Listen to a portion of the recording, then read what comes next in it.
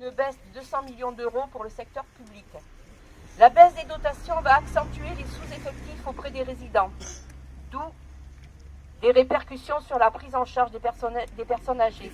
Les personnes en nombre très insuffisant sont épuisées par des cadences infernales soumises à des phénomènes d'extrême intensification du travail allant malheureusement parfois jusqu'à la perte du sens du travail, l'épuisement absolu et la dégradation directe de la prise en charge de la personne âgée. Cela s'appelle de la maltraitance institutionnelle. Nous voulons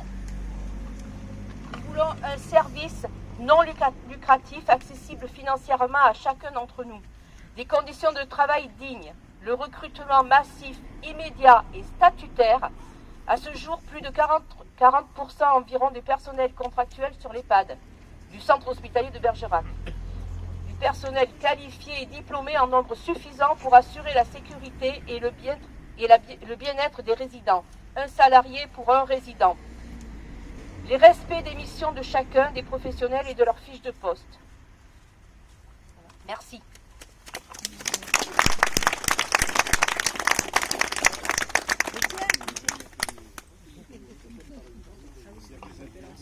Bonjour à tous.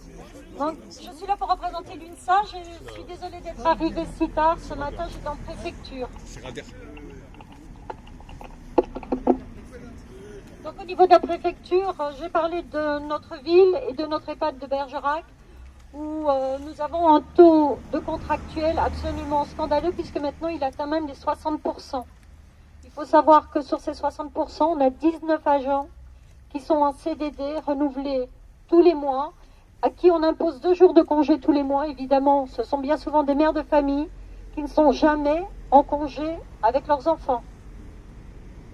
Donc, notre inquiétude à l'UNSA et notre interrogation est de savoir, à partir du moment où on est, comment les soignants peuvent rester bien traitants avec nos résidents, alors que les institutions sont maltraitantes avec eux.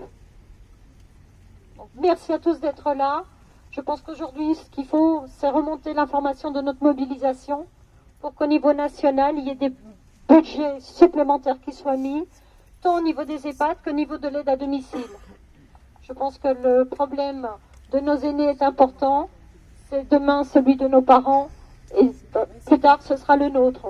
Mais ce qui est important, c'est que les aînés actuels, c'est ceux qui ont fait la France et ceux qui ont permis au pays d'être ce qu'il est aujourd'hui. Donc merci à eux, merci d'être là pour eux.